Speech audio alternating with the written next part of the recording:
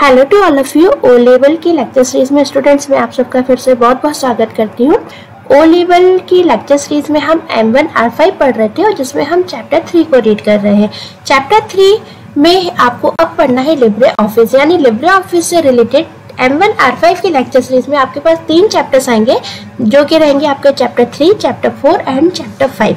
ठीक है, इन तीनों में हमें लिब्रे ऑफिस के बारे में पढ़ना है और माइक्रोसॉफ्ट ऑफिस के बारे में भी पढ़ना है। इन दोनों को मिलाकर हमको चैप्टर 3, 4, 5 कंप्लीट तैयार करना है। मिस MS ऑफिस और लिब्रे ऑफिस इनसे रिलेटेड हमारे आने वाले 3 चैप्टर रहेंगे। साथ ही साथ में ये जो आज का वीडियो है ये ओ लेवल एग्जाम के साथ साथ CCC एग्जाम के लिए भी उतना ही इम्पोर्टेंट है। तो जो भी स्टूडेंट्स ओ लेवल कर रहे हैं वो भी इस लेक्चर को देखिए और CCC की तैयारी कर रहे हैं वो भी इस लेक्चर को जरूर देखिए। लिब्रे ऑफिस शुरू करने से पहले स्टूडेंट्स आपको एक बार बताना चाहती हूँ कि इसके प्रीवियस वीडियो में मैंने आपको सिखाया था कि लिब्रे ऑफिस को किस तरीके से इंस्टॉल करना है। प्लेलिस्ट में आपको ये लिब्रे ऑफिस को इंस्टॉलेशन करने की वीडियो मिल जाएगी। ठीक है, तो आप उसको जरूर देखिएगा जो कि इसके जस्ट पहले लिखी हुई है। साथ ही साथ में जो प्लेलिस्ट है वो मैं डिस्क्रिप्शन बॉक्स में भी मेंशन कर दूंगी ताकि आपको प्लेलिस्ट ढूंढने में कोई परेशानी ना हो। साथ ही साथ में यदि अभी तक आपने मेरे चैनल को सब्सक्राइब नहीं किया है तो प्लीज इसको सब्सक्राइब कीजिए और बेल आइकन को जरूर प्रेस कीजिए। चलिए आइए स्टूडेंट्स आगे बढ़ते हैं। तो अब जानते हैं हम यहाँ पे लिब्रे ऑफिस के बारे में कि लिब्रे ऑफिस क्या होता है। तो लेकिन लिब्रे ऑफिस जो है वो बहुत ही इम्पोर्टेंट सॉफ्टवेयर है जो कि आपके सभी प्रकार के प्रोफेशनल और पर्सनल वर्क के लिए इम्पोर्टेंट है।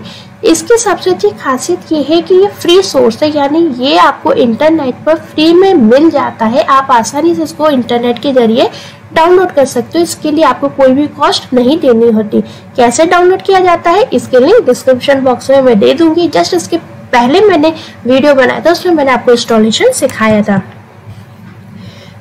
जो आपका लिब्रे ऑफिस है इसको सबसे पहले सितंबर 28 में रिलीज किया गया था। ठीक है, रिलीज किया गया था यानी तैयार किया गया था और ये तैयार हुआ था आपका 2010 में और इसको तैयार किया था द डॉक्यूमेंट फाउंडेशन ने। ठीक है, देखिए आपका जो आने वाला एग्जाम है वो पूरा MCQ बेस्ड रहेगा, इसलिए आपको ये कुछ इंपॉर्टेंट चीजें याद रखनी है। पूरे वीडियो के दौरान जो भी इंपॉर्टेंट चीज बता रही हूँ वो उसको आपको नोट डाउन कर लेना है कॉपी में, क्योंकि उससे रिलेटेड ही MCQ क्वेश्चंस आपके बनेंगे। तो ये क्वेश्चन पूछा जाता है कि कब रिलीज हुआ था लिब्रे ऑफिस, तो कब रिलीज हुआ था सितंबर 18, 2010 में।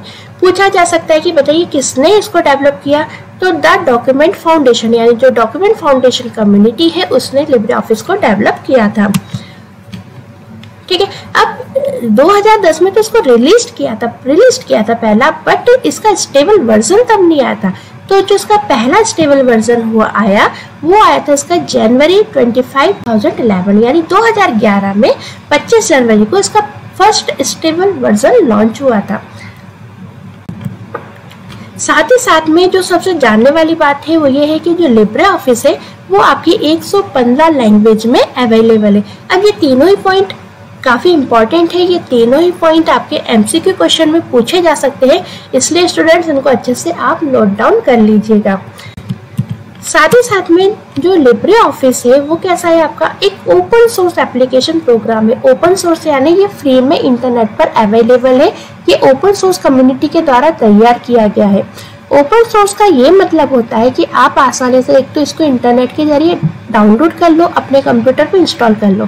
दूसरी बात, यदि आप कोई सॉफ्टवेयर इंजीनियर है या सॉफ्टवेयर की कोडिंग की, यानी सॉफ्टवेयर जो कोड होता है ना, तो सॉफ्टवेयर कोडिंग की यदि आप अच्छी नॉलेज रखते हैं तो आप जो लिब्रे ऑफिस आपने अपने कंप्यूटर में इंस्टॉल किया है या डाउनलोड किया है ना, इस कोड को आप एडिट भी कर सकते हो। एडिट करके अपना खुद का एक नया सॉफ्टवेयर तैयार कर सकते हैं। नया सॉफ्टवेयर तैयार करके यानी आपने इसमें कुछ मॉडिफिकेशन कर सकते हैं, कुछ अपडेट कर सकते हैं। अपडेट करने के बाद आप इसको ओपन कम्युनिटी को सबमिट कर दीजिए।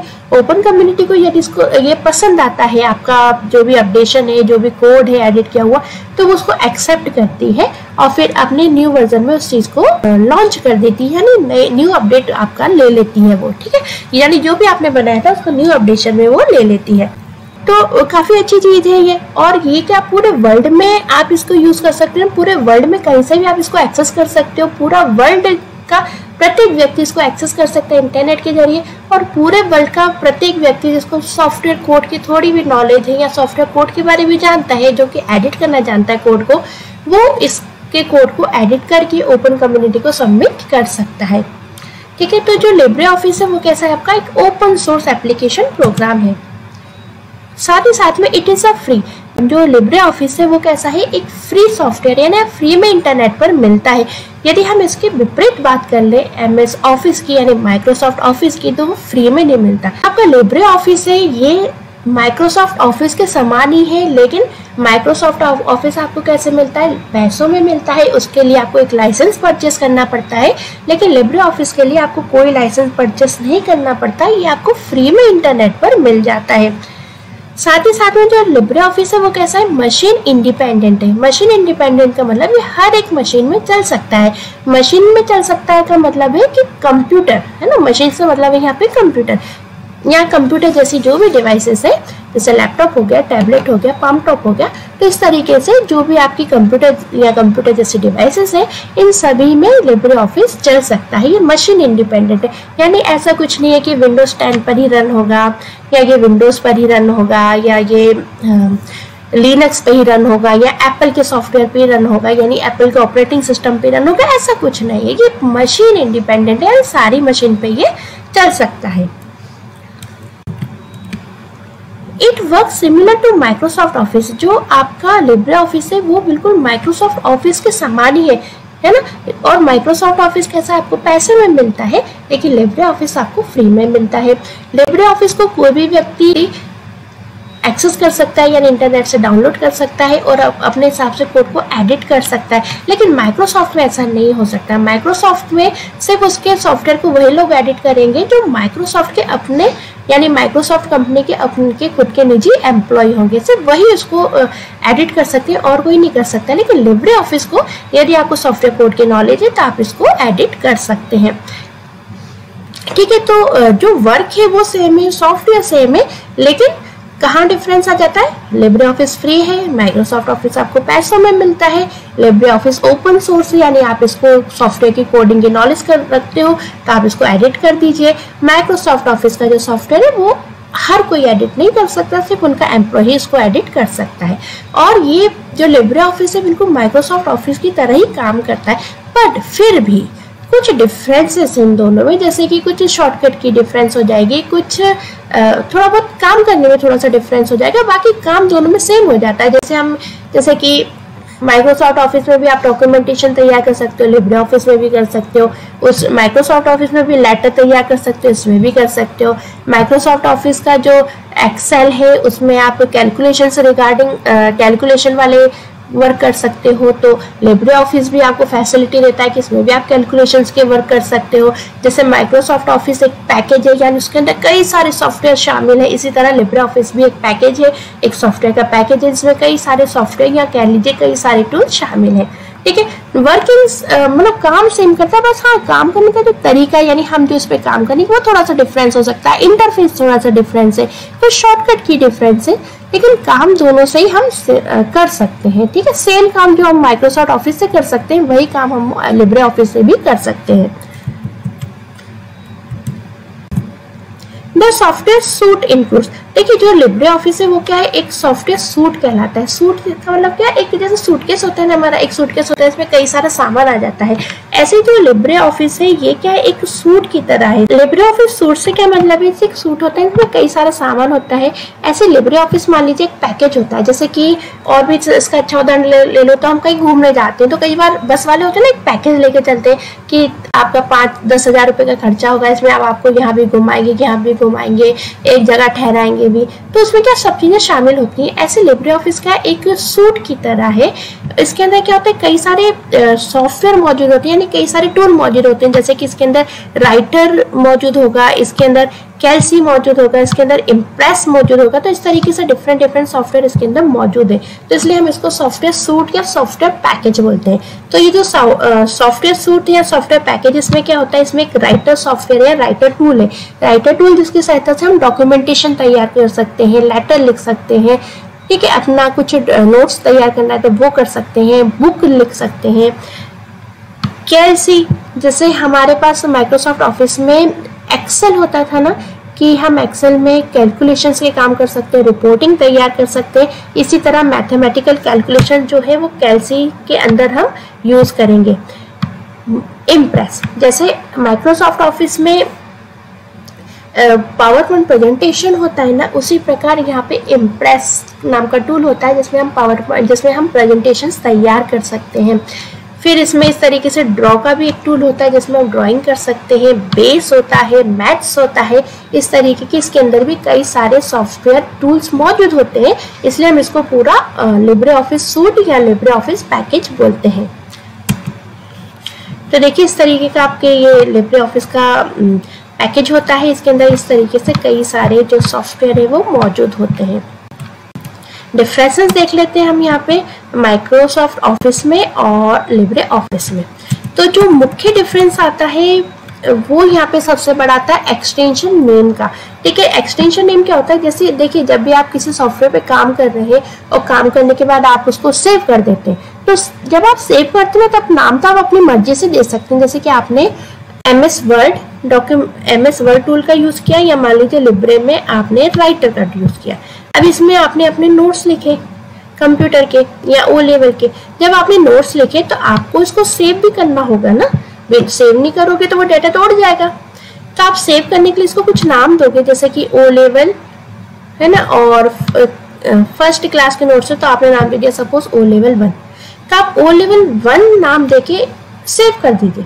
तब क्या होगा, जैसे मान लो आप इसको वर्ड में MS वर्ड में बना रहे हो ना इस फाइल को, डॉक्यूमेंट को, तो ऑटोमेटिक MS वर्ड इसमें क्या करेगा, डॉट लगा के DOCX ऑटोमेटिक एक एक्सटेंशन जोड़ देगा। एक्सटेंशन नेम पहचान होती है सॉफ्टवेयर की, जिससे हमें पता चलता है कि जो भी हमारे नोट्स है किस प्रकार के सॉफ्टवेयर के अंदर रखे हुए हैं। ठीक है, साथ ही साथ में डॉक्यूमेंट को यही सपोर्ट करता है। तो .docx जब लग जाता है एक्सटेंशन नेम तो कंप्यूटर को भी पता चल जाता है, जैसे आप O लेवल 1 पे क्लिक करोगे .docx से वो भी समझ जाएगा कि डॉक्यूमेंट की फाइल है, यानी इसको MS वर्ड में ओपन करना है। ठीक है, तो एक एक्सटेंशन नेम होता है जो प्रत्येक सॉफ्टवेयर का अपने अलग अलग नेम होते हैं, और ये एक्सटेंशन नेम प्रत्येक सॉफ्टवेयर की अपनी पहचान होती है। ये जो एक्सटेंशन नेम है ये सॉफ्टवेयर खुद ब खुद लगा लेते हैं, आपको सिर्फ और सिर्फ फाइल का नेम देना होता है, फिर डॉट के बाद खुद ब खुद सॉफ्टवेयर अपने खुद के एक्सटेंशन नेम लगा देते हैं। ठीक है, तो इसी प्रकार दोनों के जो एक्सटेंशन नेम है वो दोनों के यहाँ पे डिफरेंस हो जाएंगे। यदि आप MS वर्ड में कोई डॉक्यूमेंट तैयार करते हैं तो उसका जो एक्सटेंशन नेम है वो DOCX होता है। इसी प्रकार यदि लिब्रे ऑफिस में आप काम करते हैं तो आप सभी जान गए लिब्रे ऑफिस क्या है, एक ओपन डॉक्यूमेंट है। तो ओपन डॉक्यूमेंट है और इसमें आप क्या करोगे, राइटर में टेक्स्ट लिखोगे, तो इसका जो एक्सटेंशन नेम है वो बना इन्होंने ODT मीन्स .ODT, और MS वर्ड में इसका क्या एक्सटेंशन नेम है .docx है ना, DOC का मतलब डॉक्यूमेंटेशन। इसी प्रकार एक्सेल में हम आते हैं, यदि MS एक्सेल है तो इसका एक्सटेंशन हो जाता है .xlsx, और यदि लिब्रे ऑफिस में हम आते हैं तो इसमें जो कैल्सी है यानी जो एक्सेल की तरह काम करता है कैल्सी, इसका जो नेम है वो हो जाता है .ods। OD तो समझिए ना, ओपन डॉक्यूमेंटेशन, ओपन डॉक्यूमेंटेशन, और एस का मतलब हो गया यहाँ पे स्प्रेडशीट। जो आपका एक्सेल है इसको हम स्प्रेडशीट भी बोलते हैं। ठीक है, क्यों बोलते हैं, जब हम स्प्रेडशीट पढ़ेंगे तब हम इसको जानेंगे। फिर MS पावर पॉइंट है, पावर पॉइंट का जो एक्सटेंशन नेम है यहाँ पे वो है आपका .pptx, और जो इम्प्रेस का है यहाँ पर लिब्रे ऑफिस के इम्प्रेस का जो एक्सटेंशन नेम है वो है आपका .odp। ठीक है, तो आपको ये एक्सटेंशन नेम याद रखना है, साथ ही साथ में जो मैंने मुख्य डिफरेंसेस बताए इनको आपको याद रखना है, क्योंकि ये एग्जाम में पूछे जाते हैं। ठीक है, तो आज जो है वो हमने लिब्रे ऑफिस का इंट्रोडक्शन पढ़ा, कुछ डिफरेंसेस देखे। अब आने वाले वीडियो लेक्चर में हम पढ़ेंगे लिब्रे ऑफिस का राइटर टूल। ठीक है, राइटर टूल किस तरीके से काम करता है और इससे रिलेटेड क्या क्या MCQ आपके आ सकते हैं।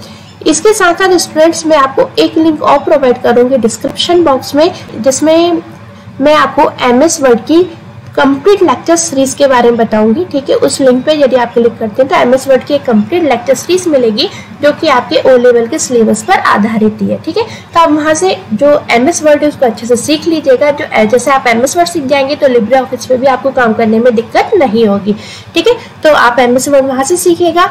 चाहे तो मैं आने वाले टाइम में उसको आपकी इसी प्लेलिस्ट में जोड़ दूंगी, अभी नहीं बाद में जोड़ूंगी, लेकिन अभी मैं डिस्क्रिप्शन बॉक्स में सिर्फ लिंक दूंगी, आपको वहां से MS ऑफिस जो है या MS वर्ड जो है वो वहां से पढ़ना है। ओके फ्रेंड्स, तो मिलते हैं नेक्स्ट वीडियो लेक्चर में जिसमें हम राइटर के बारे में पढ़ेंगे। Okay friends, so thanks for watching. और यदि अभी तक आपने मेरे चैनल को सब्सक्राइब नहीं किया तो प्लीज इसे सब्सक्राइब करें, लाइक करें एंड शेयर करें। Okay friends, bye bye.